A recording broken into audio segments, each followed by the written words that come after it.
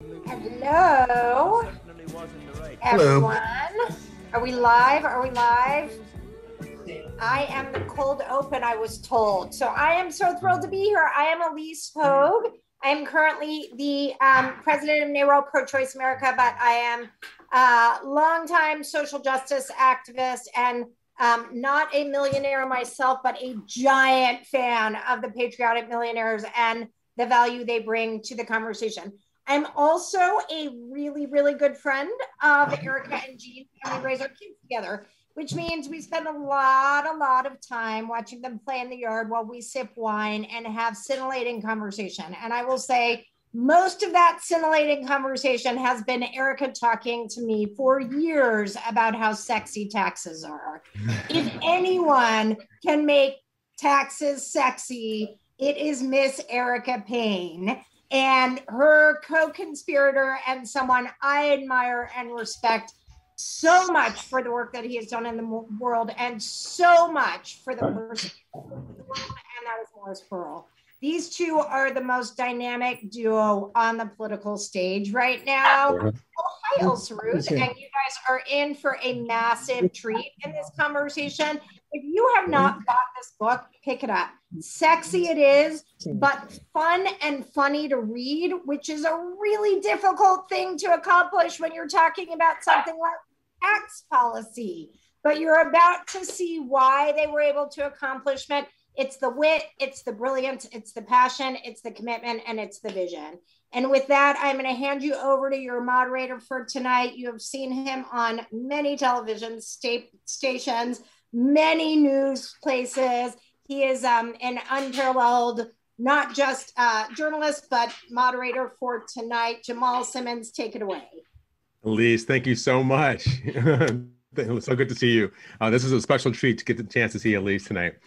So I want to welcome everybody to this conversation that we're going to have. I just want to set the table for what we're going to do and thank you all for being here, the entire audience. I want to also thank Erica and Morris for asking me to do this.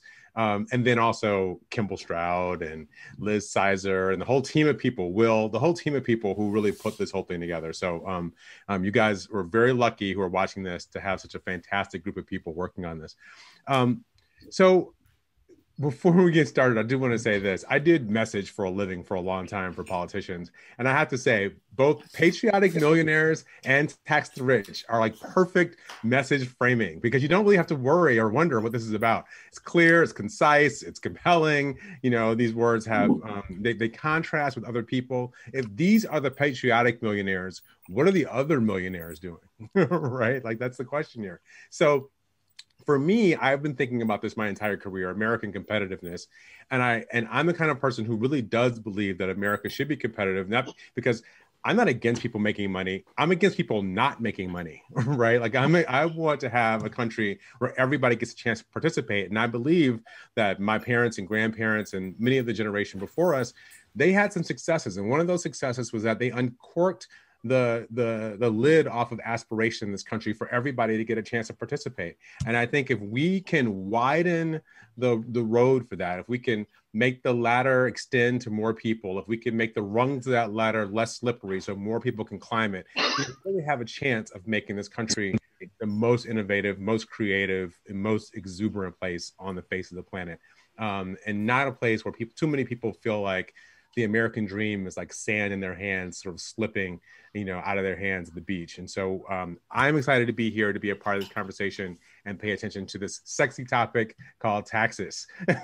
So with all that, let's get right to it. And I think I'm going to start with Erica because let's start in the beginning. And the beginning of this conversation is we're taxing the rich. Who do you consider to be rich? So Jamal, thank you so much. First of all, thank you so much to Jamal for being our moderator tonight. You're so wonderful. Had him speak at our Power and Money conference. Hold on, I'm echoing because my kid keeps coming in and out. He'll certainly at the door. But he just spoke at our Power and Money conference and was wonderful. So Jamal, thank you so much. I also just big thank you to the host committee. We can't tell you how grateful we are for your support. we do think this topic is so sexy, and the people on this call are people who are capable of making sure that everybody else who needs to think it's sexy thinks so. And so thanks for being here. Kimball Stroud and Liz Sizer and our team at the Patriotic Millionaires, we are completely obsessed with all of you. You do such a fantastic job for us every day. Two special staff people I want to thank are Sam Quigley, who was, I mean, a partner in this entire exercise with me and Morris. He is our communications director. He is a fantastic writer and thinker and was just wonderful. And also Kelsey Marie Pym, who is our executive director and is really guiding this whole Tax the Rich campaign for us. And then last but not least, our members who make all of this work possible. There are about 500,000 people. I'm getting to your question. There are about 500,000 people in the country who make more than $1 million a year. And that's our level for, that is what we think is rich. $1 million a year in income, 5 million in assets. There are about 500,000 of those people in this country, and we have a few hundred members. So this is really, you know, they are outliers in their peer group in supporting this basic framework for building an economy that'll work for regular people. And then just my last acknowledgement that I'm absolutely thrilled about, Celinda Lake and John Angeloni, who are pollsters, fabulous pollsters, who know how important this topic is to Americans, have joined us tonight, so they'll offer their perspective. So on that first question, Jamal, thank you for asking that. This is the first chapter in the book, What is Rich? And we talk about the fact that people have really different perceptions of what that is. And we have a lot of notes from our members talking about what it means to them to be rich. To me, growing up in Raleigh, North Carolina in the 80s, big hair, the bigger the hair, the closer to God. Back in those days in Raleigh, you know, if you had a bunch of beads on your add a bead, you were rich. You know, if you were rich, you got a Grand Cherokee for your birthday and you ate at the Angus Barn. And I realized when I moved to Washington that I didn't have any idea what rich was. And then I started hanging out with some of these fancy people doing fundraising. And this is a level of money that I don't think most people that I grew up with have any real concept of. So we wanted to start the book with that really basic question, because in our opinion, we can do every single thing we need to do in this country, and ask the only people to put up money for it, the people who make $1 million a year or more, or have $5 million in assets. Right. And so if I want to get now to Morris, because Morris, you were a Blackstone guy, right? Like, I mean, BlackRock guy. I'm sorry. You're a BlackRock guy. You were one of the biggest asset under management companies on the face of the planet. And, you know, leaving that background, you've decided to take on the challenge of taxing, right? Of taxing the rich. Tell me, you know, conservatives would say, if you want to give away all your money to the government, feel free. Why are you taking my money? Well, sure. It's not my money that's the problem. If that was the only problem, it'd be fairly easy to solve, believe me. The problem is we need a system where we all contribute our fair share. You know, you can't run a country club with sort of everyone putting in whatever they feel like. That would never work. You can't run a country that way either. We need a system where all of us contribute the right amount, including the richest among us, who unfortunately contribute far less than everyone else. You know, I was, you know, doing my work and earning money and saving away money for my kids and now grandchild, God bless us. And I just decided one day while I was frankly, taking a lunch break in Athens, Greece at a fancy boardroom meeting. And I, walked over to the window because I didn't want people to see I was having 2 chocolate puddings. And you know, first for a moment, I thought I was seeing a parade, and then I realized if it was a holiday, we wouldn't be working. And I turned around and I looked at these bankers whose jobs we were trying to save.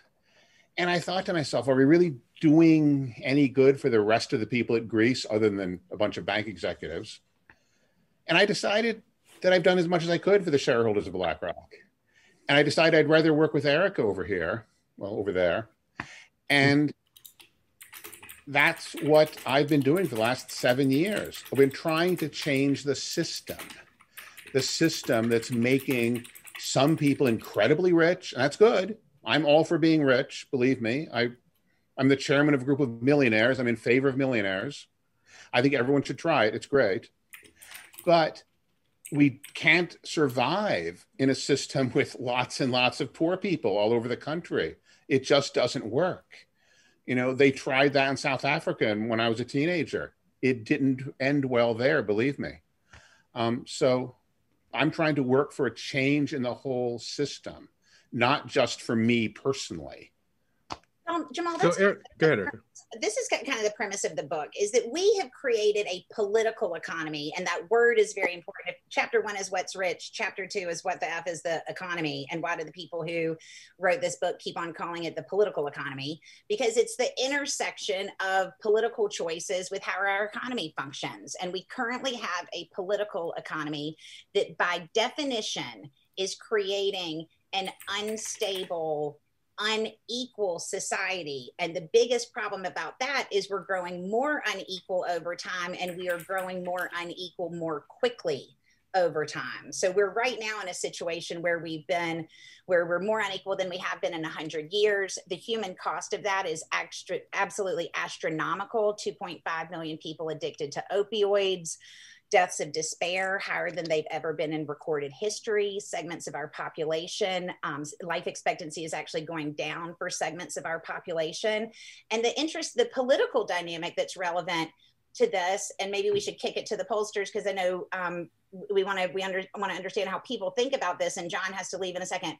But the political reality of that is, if you do an overlay in the country of the areas with the highest levels of despair, that is where Donald Trump did the best, both in 2016 and in 2020.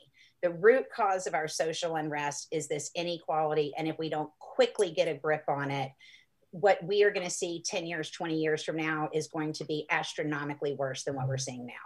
So Erica, this is an important point I think you're making, because you kind of make the point in the book that, you know, usually we wrestle about what to do with tax money. You're saying that it's whatever we decide on what to do with it, we've just got to go after getting more of it from the wealthiest people in the economy. Am I capturing that right, or what? I think let me split the difference for you. Our premise in the book is that it is inaccurate to believe that the federal government needs to have the specific amount of money in that it has going out. State governments and local governments and households work like that. The federal government, for a variety of reasons, does not work like that. So we can spend money if we need to spend money. You don't have to have the tax backup on the side. The problem I think recent history would probably show that that's true, right? Recent history has proved us right. Now, the political reality of the next chunk of time we're in is that you're not going to get Joe Manchin's vote for the infrastructure if you don't have the pay for it. So we're in a political reality, but the political reality is not the economic and kind of fiscal reality of the country. So that's the first piece of it. But the second piece of it is that we don't really believe that millionaires should be allowed to have that much more of an opinion about what the money's spent on than any other person. We want to bring in the money and then democratically let the people decide with their elected officials how it should be spent. And our goal is to make sure that the revenue input structures the economy in such a way that it naturally delivers results that are more stable, which means it needs to naturally deliver results that are more equal, because we're in a situation where we're destabilizing the entire system. All right, very good. All right, so I know John is going to have to take off for a minute. Let's get John Angeloni in here. John, please join us. This is one of the pollsters to the stars, somebody who I think has done a good job. But let me say also what I like about John. John works in an industry that, let's just be frank, has not, the Democratic polling industry has not been known to be the most diverse industry in America when it comes to racial diversity. But John has had people of color at his firm when other people in his, and others of his peers have not. So John, I want to personally thank you for that, and then have you tell us what you have learned about why taxing may not be the devil boogeyman that it used to be.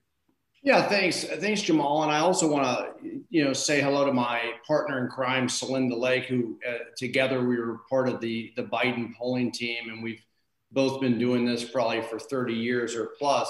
you know, Erica talked about political realities. And I think the biggest stumbling block to making, you know, the wealthy or big corporations pay their fair share is that the Republicans have scared frontline Democrats or, you know, about the tax issue, right? I mean, they have branded Democrats in Congress and others as tax raisers. And so we've always kind of been afraid of the tax issue. And the fact is, I think that Celinda and I found in our polling over the years is that we shouldn't be afraid of the tax issue. We should control the narrative because it is on our side. And so what we find about middle-class families or working families is that they're not, Jamal, you said this, they're not anti-rich. They're not anti-corporate. What they're anti is people not paying their fair share of taxes. And they feel that they take all of the burden on for the country for all these investment and programs that need to be done. And pre-pandemic, we really saw it, quite frankly, where working families felt that, you know, they weren't getting the benefit of their hard work. It was all going to the top, that they weren't getting increases in wages or salaries, but the prices of the goods in life was going up. And so this is kind of the popularity of what Celinda and I saw in polling over the years, not just for Joe Biden. Joe Biden's there. In the campaign, he came out with his plans and the pay-fors. He wasn't afraid to do that. He took it head on.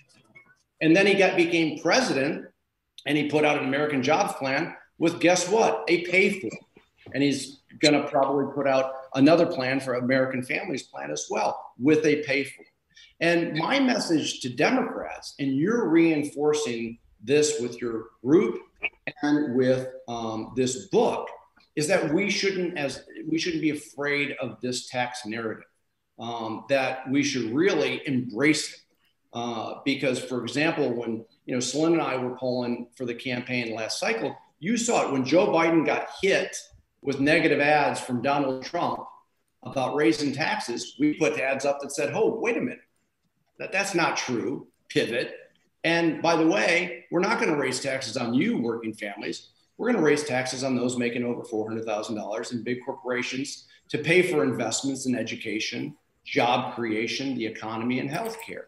And so there is a way to literally win the debate and have a winning message if you're willing to take control of the tax narrative.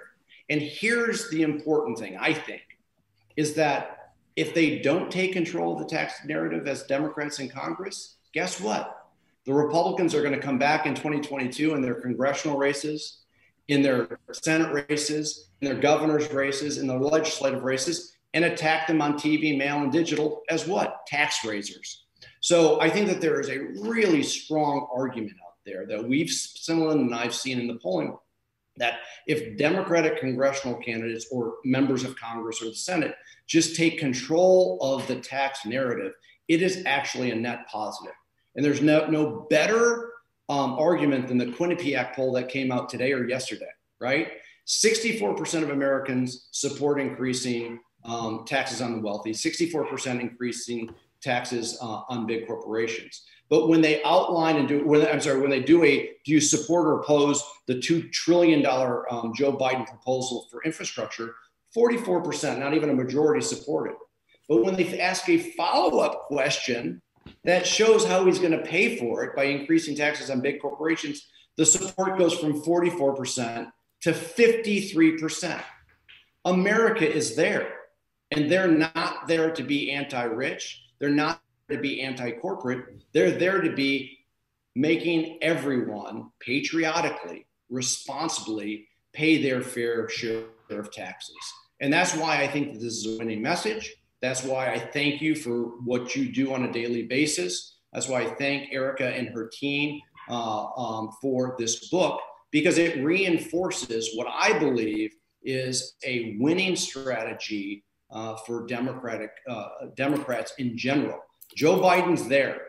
He has been bold in outlining this, both in the campaign and president in the United States. And now I think that we have some work to do in persuading Democrats not to be afraid of the tax debate, but to take control of it, own it, and win it. Yeah, John, you are asking people to, I think you got a good case, to forget something that they have been trying to learn, right, for 30 years as Republicans have beaten Democrats over the head about this. And it's probably a smarter strategy to lean into it because you're going to get it anyway. So, John, thank you. Thanks for being here. It is great to see you. Now we're going to bring in Celinda Lake, John's polling partner here. Celinda, can you come and give us a little more background on what you guys found in your research? Absolutely. And I'll share with you some current research too. And John, really great to see you. It's been too long. And I think, as always, John did just a phenomenal summary of both what we found during the campaign and the way to position this, and how to run smart on this issue, even in conservative areas, even in Southern areas. So let me add 4 thoughts to and amplify what John has said. One is, this is a values-oriented conversation. This is not a numbers game. And your book really, if all people did is repeat the cover of your book, we would be in so much better situation. So this is about people paying their fair share. This is about the fact that and people are enraged when they hear, and of course, the newest reports came out, 55 corporations paid no taxes. Some of the most profitable corporations during COVID. Amazon for several years paid no taxes. And people think this is absolutely wrong. The second piece of this conversation is that we're not just taxing the rich to feel good about it, although it seems like that's an argument that it is bad for the economy. And interestingly, one of the great pieces of data, and John has really lifted this piece of data up, public data, 65% of Americans think that if we tax the wealthy and big corporations to pay their fair share, it will help the economy, not hurt the economy. So one of the things I would add to John's really good analysis is we have the voters at hello. It's not like we're arguing about something that the voters viscerally disagree with us on. We're arguing about something and defining something that the voters' gut reaction is, I knew it worked that way. I've always thought it worked that way. And what people want to do right now is they want to invest in our country. They want to invest in jobs and families. They wanted the recovery package. They want the investment packages in both aspects of it, which are very, very important to people. And the barrier to that, what is going to stop us from getting what we all agree on and all agree we need, is the wealthy not paying their fair share. And that enrages the voters. And in fact, there is a 20-point jump in support for the infrastructure plan when you say how it is going to be funded. And when you talk about the value that what we need to invest in for all of our futures and all of our families is going to be stopped because the wealthy refuse to pay their fair share. The third point I would make is that people, that you use 2 very important words in your cover, and I want to underscore them: loophole and lobbyists. So you should start some alliteration here, loophole and lobbyists. And people think that accountants and lawyers, actually I'd add lawyers designed the loopholes that the lobbyists got passed with the legislators. Lots of L's there. And people believe it's really interesting. When the Trump tax cuts were put in place, they were initially quite popular. And people bought the line that they were going to get a tax break. And then they figured out, they waited and they waited and they waited, and they figured out they never got one.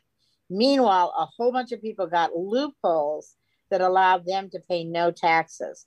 The rest of us don't have accountants and lobbyists like that who can get us loopholes or get us zeroed out on taxes.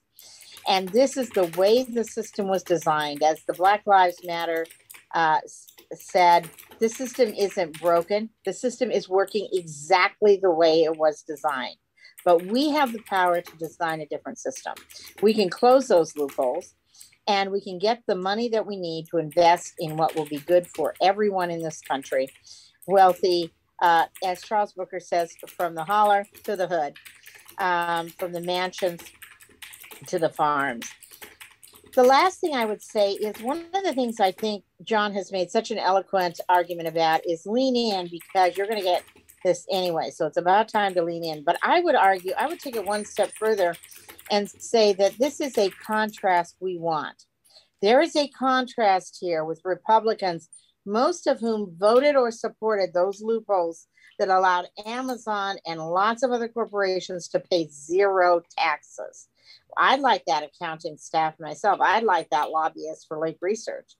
And we have a chance to contrast what we're going to do to get this economy moving and bringing it back together in a way that is very, very, and making it better in a way that will help all of us, including the wealthy. Because if you don't have good schools, if you don't have roads, if you don't have bridges, every aspect of your economy collapses. So I would summarize by saying this is a values-oriented conversation. The public is already instinctually here. They know this is how this works. We can talk about closing tax loopholes that the lobbyists went and got for the corporations who paid zero in taxes and the billionaires and millionaires who have resources that the rest of us don't have. And this is a contrast that Democrats can run on in 2022, not run away from.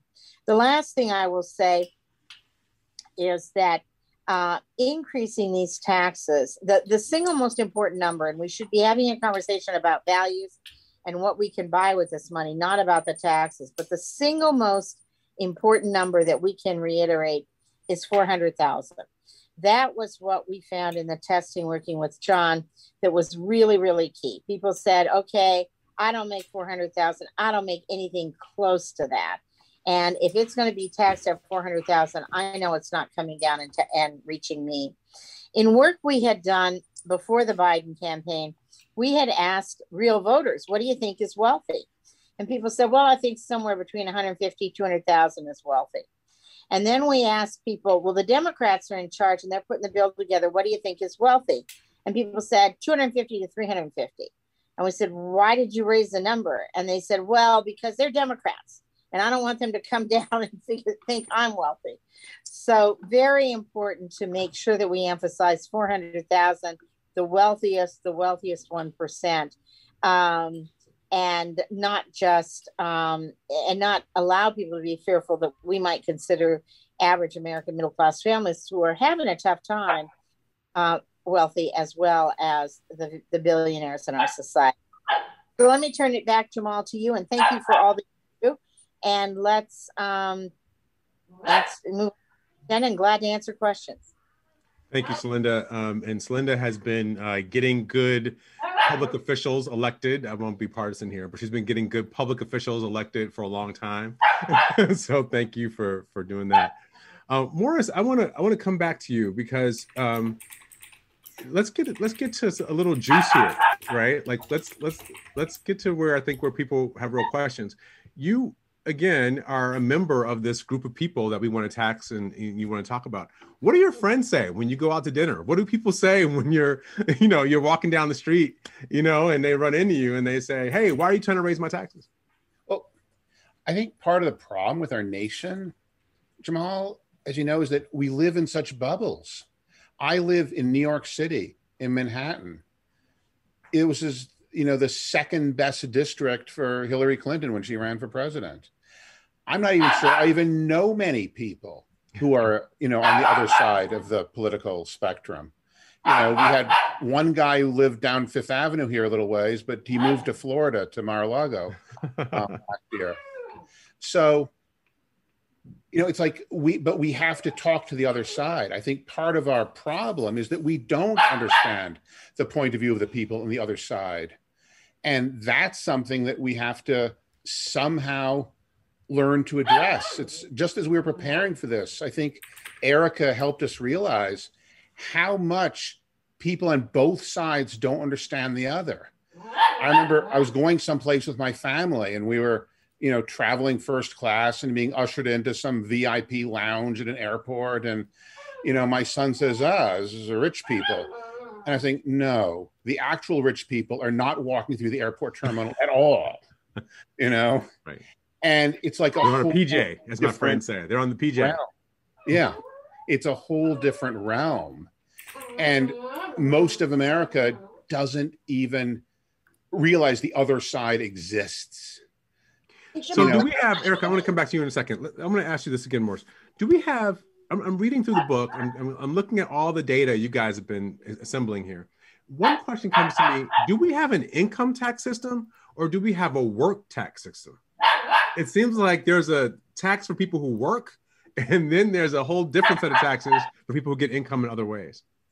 We've defined our income tax system as meaning earned income. If you look at the actual tax code, not all income, certainly not investment income. That's in a different category altogether. So we do tax, and that's the main points that we're making in our book here, is we tax different kinds of money you get in different ways. You can call it income. We can call it that, but we have to deal with the fact that we tax different kinds of income in different ways. And we have income you get from working, that we tax at high rates. Income we get from investments, that we tax at much lower rates. Frankly, that's why I'm able to not work at all for the longest period of time. And we tax, things like inheritance. Well, that's not taxed at all. That's not even, doesn't even count as income. So we have to, that's one of the main things that we like to treat differently. President Biden and Senator Wyden are saying, deal with your sweat, their wealth. We have to tax both of those sources of income the same way. And that's part of the problem causing the problem.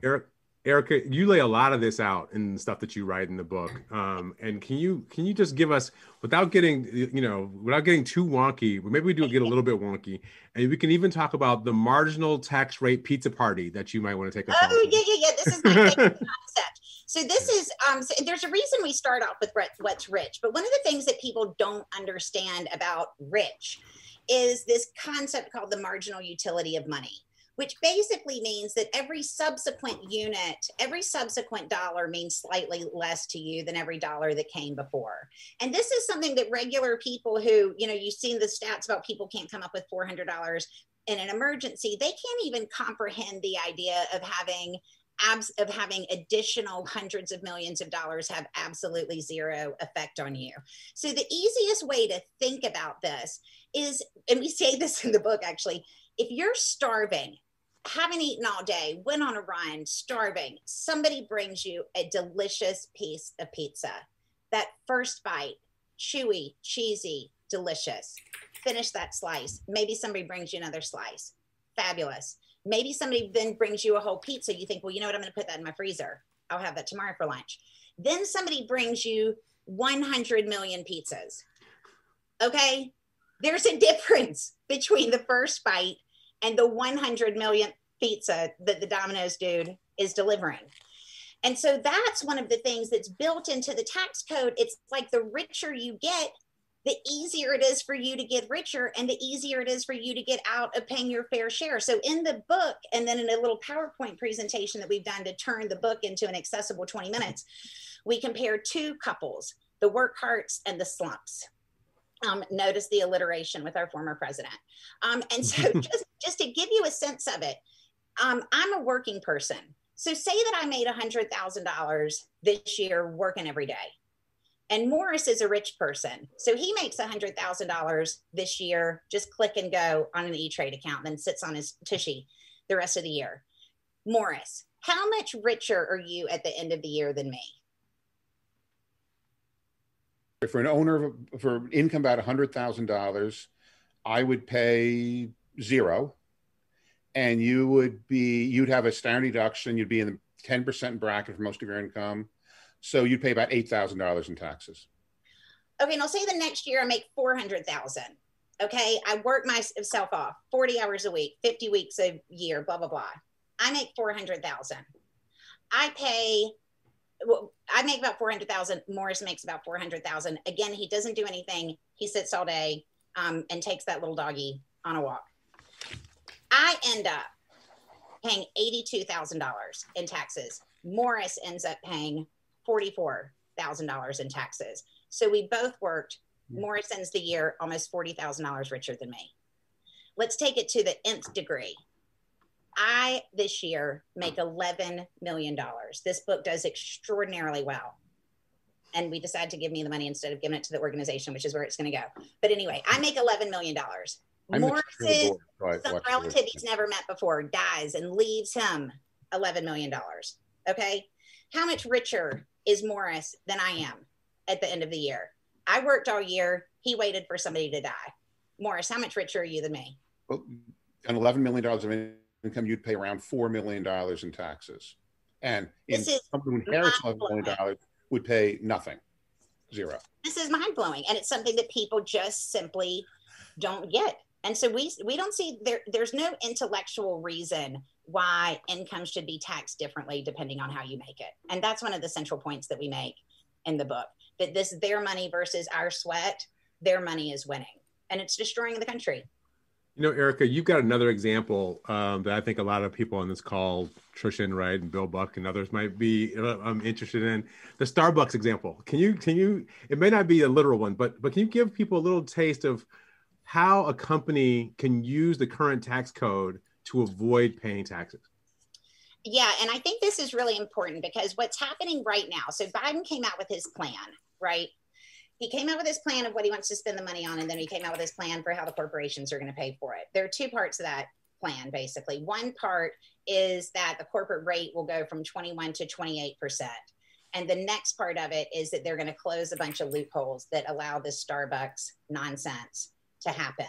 You also saw the day after, or 2 days ago, that almost 200 CEOs in America, shocker, came out and said, I'll tell you the quote, the proposed tax increases on job creators, we'll come back to that, would slow America's recovery and hurt workers. This is Business Roundtable President Joshua Bolten. So first of all, we'll talk in the book about why that's absurd on its face. But the second part of it is that this lobby is coming out. Basically, they kind of care about the rate. They really care about this page and a half about in Biden's plan. And that's about how they're going to close this Starbucks thing.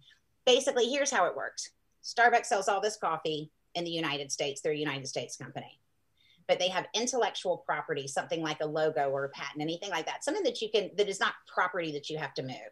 They click send, a lawyer clicks send on an email. He transfers the ownership of that logo to Starbucks of Ireland, a company that kind of sort of doesn't exist. Maybe they have a couple coffee shops. Every year, Starbucks of America sends Starbucks of Ireland royalty payments for the use of that Little Mermaid lady thing, okay? They can make the royalty payments anything they want. And so they can conceivably take all of the revenue that they made in America and pay an equal amount to Starbucks of Ireland for the use of that logo. And then they show zero profits in the United States, and they show all their profits in Ireland, where the tax rate is much lower, even though every sensible person knows they do the bulk of their business in this country. That about page in the Biden plan is going to be the subject of tens, if not hundreds of millions of dollars of lobbying and advertising over the course of the next 4 to 5 months. That's it. That's the ball game. And Morris, shouldn't we be happy that all these big companies and people want to give us a lot of philanthropy dollars instead of taking their tax money and they're giving it away to us to do all these wonderful things in the country? I mean, sure, philanthropy is great. And some of my best friends are philanthropists. And even some of the people who are watching us right now are professional philanthropists. And I love every one of you, and especially your donations to Patriotic Millionaires. But no, that's not enough. Like I was saying before, you can't run an organization on just everyone giving whatever they feel like. That doesn't work. I give money to the Patriotic Millionaires and a lot of other things, but I don't feel that gives me a right or a privilege to pay less taxes, because we need to make decisions for how our resources of our nation are spent. And yeah, there's some resources are spent on building a new concert hall over there on the West Side. And that's great. And it can have, somebody's name on it. But we also need things like sewage treatment centers and schools in poor neighborhoods and bridges in the Bronx, and things that we, the people, democratically through our elected representatives, need to decide what to do about. So no, it doesn't make sense that the richest among us will make all the decisions on how to spend money. No, that's not right. That's not democracy. And Jamal, the justification for all of this, I mean, this is the piece that just absolutely makes me freaking crazy, okay, is that the justification for all of this is a lie. And so this is what we break down in the book really simply. We talk about what's stupid in the tax code, and then we talk about how the intellectual justifications for the stupidity in the tax code are actually themselves stupid. Okay, so the job creator myth, okay, let's just hit on that. It is patently absurd to believe that a tax that is paid on profits will affect job creation. I'm going to give you an example. Randall Stevenson, the CEO of AT&T, he went all over this country selling the 2017 Republican rewrite of the federal tax code, okay, insisting that the correlation between tax cuts and job creation was very, very tight. From 2008 to 2015, AT&T, on a statutory rate of 35%, paid an effective corporate tax rate of 8%. During that period of time, according to Stevenson's lie, he would have hired tons of people. During that period of time, they laid off 80,000 people. And the year after the Trump tax cut for corporations and rich people passed, they laid off another 40,000 people. Morris, will you just explain why this isn't even illogical on its face? Because I thought Morris was going to explain the dog, but but he can get to. My wife got this dog about a year ago, and he's a very nice poodle, but he's sometimes lovely.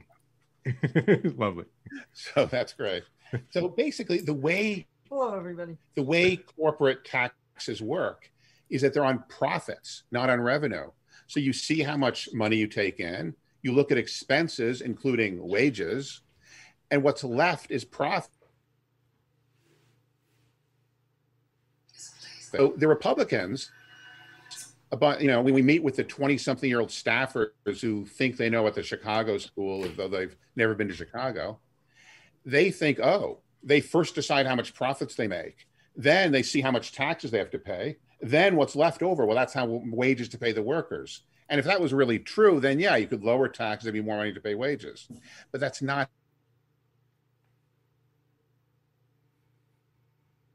to get the workers to work.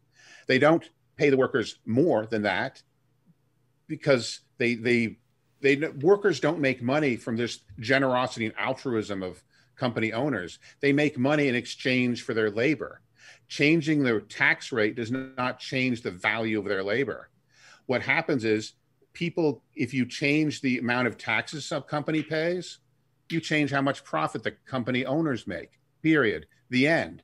I've made hugely more money over the last few years on my stock in companies like Amazon and Apple because they've paid lower taxes than they used to in the previous years.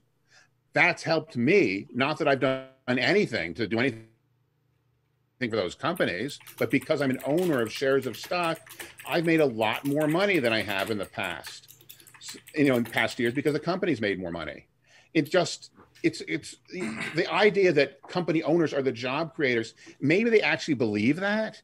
Maybe they think of themselves as like, I don't know, some kind of patriarchal figures who people work for them because they're part of a corporate family or something. But no, most people work for a living because they need to earn a living, not because not because of the benevolence of their corporate owners. It's a nonsensical argument on its face. Erica, do you want to, have you seen, we want to do questions here, right? What's the right way to do that? Should we go to the chat or are people going to step up? Yeah, why don't we can just kind of scroll through them. Well, one question I've seen here is about the wealth tax. So let me just ask you guys, what's your remedy, right? So we should be raising taxes on the rich. Raise them how? Well, raising taxes on the rich means wealthy, really. People like me, my income has nothing to do with how much money I have to spend. I can sell some of my stock. How much money I get from selling the stock has nothing to do with my taxes. It has to do with how much money I spent buying the stock or how much the stock was worth when the person I inherited from died, for God forbid. It has nothing to do with how much money I get. So if the richest among us, the multi-billionaires like, Mr. Bezos or Mr. Zuckerberg, they don't have any income at all in comparison to their wealth. So if we don't have a wealth tax, we're the richest people, the wealthiest, are not paying any significant amount of taxes at all. And that's the kind of thing that we have to change. Middle-class people, they've been paying a wealth tax for years because most of their wealth is their houses, and they pay real estate taxes on their houses in almost every state. But the richest among us do not pay any significant amount of wealth tax. And Jamal, people always say, oh, the wealth tax is so complicated. Okay, I call complete nonsense on that one too. Rich people know exactly how rich they are. I've never seen anything like it. You call rich people and they'll tell you how much other rich people are worth. Okay, I called one rich guy one day. I said, oh, is this other guy a billionaire? He was like, hollered out to his assistant, Anna Marie, is that person a billionaire? She was like, no, it's more like 950. I mean, literally just off the top of their heads. And so the idea that you cannot somehow calculate a reasonable approximation and put a tax on top of that is an absurdity. We have a rover on Mars. We can figure out how much Sheldon Adelson was worth. Okay. And we do when we do estate taxes. It's just that's only done once, not annually. So this is a good question. Okay, estate taxes. So at what level would you have the estate tax kick in? This is always a question, right? Let's say you're you're kind of a middle class family, but you're property rich, and maybe your parents or grandparents had a big 401k, but you don't really have that much money. So at what level does the estate tax kick in? So the estate tax kicks in now at 11 million for an individual and 22 million for a couple. We do not want to tax anyone. So much respect to John and Celinda, fantastic work on 400,000. I would love to see what the numbers are at $1 million, because that's the only thing we're interested in dealing with. We think $1 million and up, everything should be taxed equally. Okay. So if you make anything above $1 million of an inheritance, it should be taxed as ordinary income. Everything above $1 million of capital gains, taxed at ordinary income taxed at ordinary income. And then once you've done that, you need to address the bracket racket, which is what we call it. So the brackets, you pay a little bit more however much money you make. The top bracket right now, the top bracket after World War II was 94%. The top bracket right now is 37%. So that top bracket applies to incomes over about $622,000. Well, we believe there is a huge difference between somebody who makes $600,000, somebody who makes $1 million, $5 million, $10 million, $20 million. So we think there should be brackets going all the way up from there. All right, so that's what Nancy Bagley should talk to her friends about at the next party that she goes to. Morris, let me ask you this question. I've always wondered, people say that politicians do what donors give them money and politicians do these things. Should all the rich people who agree with you should just give money to politicians and ask them to raise their taxes? Well, that probably would actually work. I mean, most of these politicians, I don't think they're bad people. Well, actually, there are some who I do think are bad people, but quite a few of them I think are pretty okay people, but they spend so much time raising money from their donors, from rich people, that they don't actually remember that there are other people who are not rich and have different types of problems because they become experts in rich people's problems. I was right over there one day at a penthouse cocktail party listening to a United States Senator speak one day. And he said, this was before the COVID pandemic crisis, it's a good thing I'm not a self-funder like another senator is, because it's only at fundraising things like this that I get to meet regular people. And I thought to myself, you are nowhere near your state at a penthouse apartment where people paid thousands of dollars for a glass of wine and 5 minutes to talk to you, and you think you're meeting regular people. They actually forget. They really do. When I pick up my phone and it says 430 South Capitol Street, I don't even feel like answering it anymore because there's so much time spent just having to raise money. It's just sad. So what happens if we don't do this, Erica? If we don't figure out how we tax wealthy, rich people more, what's the future look like? I think it looks like what you see I think it looks like the Capitol attack. I mean, that's what I think. I think that the level of social unrest that we have in this country is bigger than we have had in decades. And it will break down. What happens, Jamal, is that people feel so insecure that emotion starts to pull them down, pull them down. They're scared every day. There's nothing I want to be around less than a privileged white man who's scared of something and who holds me responsible for that fear. You know, this fear has gripped them. That fear makes people emotionally vulnerable to political manipulations. So insert cynical political operatives and you have an exercise. It's a powder keg. We live in a powder keg. Look at the level of violence that we have suffered in this country, the school shootings, you can see it everywhere. The society is breaking down.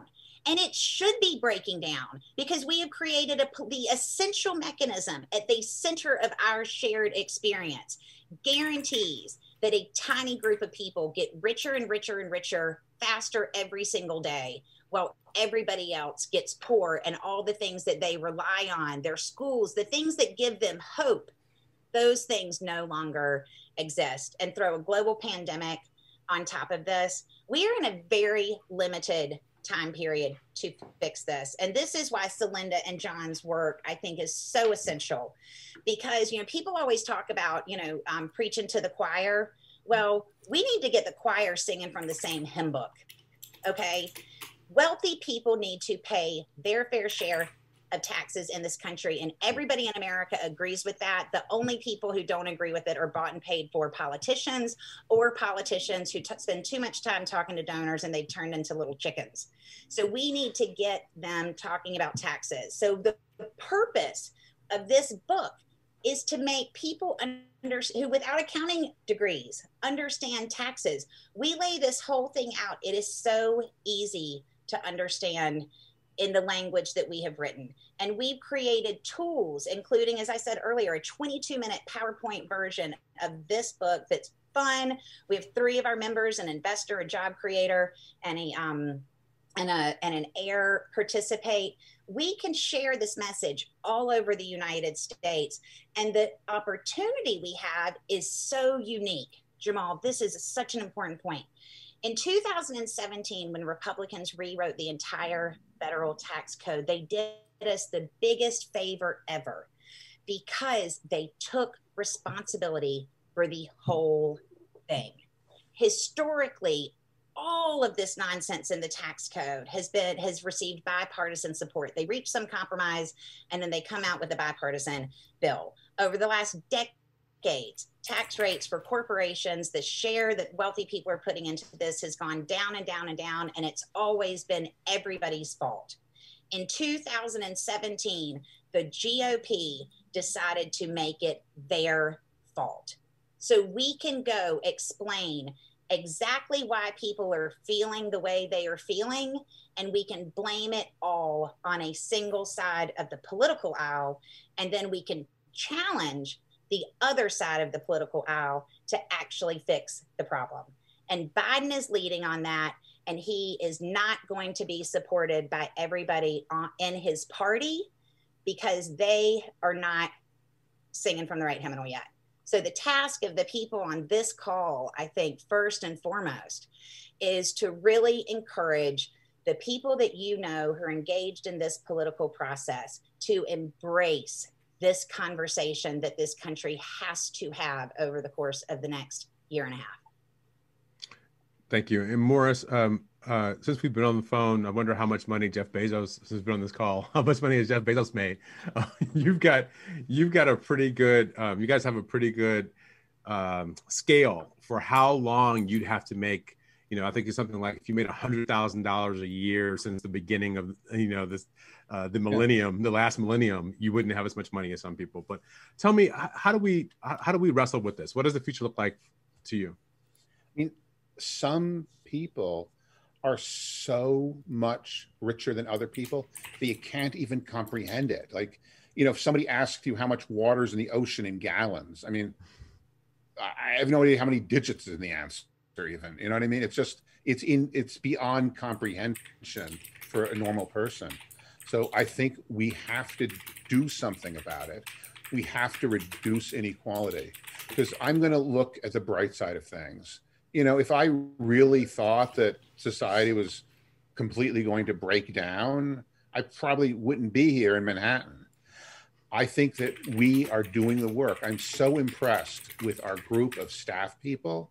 We have 20 people who are about the age of my kids who get up every morning and get to their computers. They used to go to the office and are working on this stuff. And I'm so encouraged by what the next generation is doing to actually change the course of our nation, that's what makes me feel good. And that's what makes me want to get up in the morning and continue on working with these guys. And Jamal, we haven't even had time for questions. We should do a few questions. I'm so sorry. You're so fun to chat with, and lots of great information coming out. Should we hit the chat for a second? Yeah, I was sort of scrolling through. Do you see anything else in there that you want to get at? Yeah, so let's see. So let's see. People living in Florida, New York just hiked personal income tax. Everybody's saying the millionaires are going to leave. They're not going to. Now my scroll stopped working.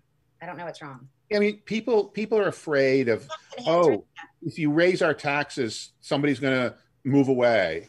People are moving into New York. They're not moving out of New York.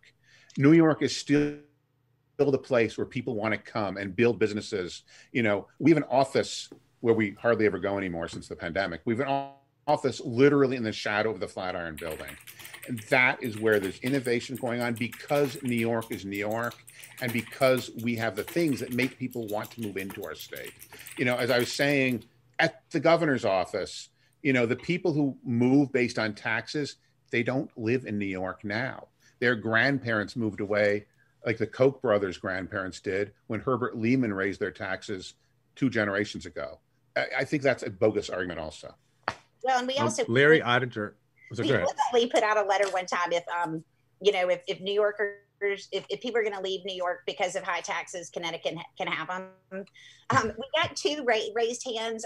Robert, do you want to ask your question? Well, before we get to Robert, I wanted to circle back here to Larry Ottinger, who asked a little bit ago, what about the multi-millionaire surtax, the 10% income surtax on people making $2 million or more? We love it. Okay, so we will come out in about a week with a framework for, if you want $2, $3, $4 trillion worth of ideas about how to fund this infrastructure so you can get Joe Manchin's vote, here's how we would have you do it. Okay, some of the pieces of that, some little pieces that we think are really sexy are closing the carried interest loophole, dealing with the CEO pay ratio with a tax penalty, some pieces like that that'll correct the incentives. And then this idea for a surtax, which is a really elegant solution. Just put a flat surtax across at $2 million for couples, $1 million for $1 million for singles, and let all of that go to the infrastructure. We've got, there's a bill that we are right now moving through the Senate. That should be an idea that is front and center, that surtax, because it's just clean and elegant and it's easy to message. So earlier we heard from great John and Celinda about taking these messages out there. I can't think of anything easier to sell and harder to argue against than let's just have the people over $1 million, $2 million, put 10% in. Whether you call it a surtax or new brackets or making the income, making the taxes on investment income and wage income the same. Basically, we're for people who make more money paying higher tax rates than people who make less money. And you can label it any number of different ways, but that is our basic premise of what we're for. And you guys are mostly focused on federal taxes. A lot of questions in here about state taxes. Mostly. We do work in New York State and California. We have Kelsey Marie Pym, who runs our California effort. Chloe Shanklin runs our New York effort. And we are looking at those 2 states too. There's been some major improvements here in New York with the current budget, as some of you know, that we're very excited about. And yes, we're looking to work in other states also besides just those 2. Yeah, Jamal, that's our really expansion over the next 10 years is we would like to have patriotic millionaires in most states in the country where we can operate a communications and lobbying program the same way we do at the federal level. Because what you see, Democrat Andrew Cuomo, Democrat Gavin Newsom, Democrat Colorado Jared Polis, all 3 of them hate raising taxes on those donors theirs. Okay, again, let's get the choir singing from the same hymnal. All right, Erica, I know you are very strict about time here, so I think we have made it to the edge of our window. But I want to thank everybody for joining us.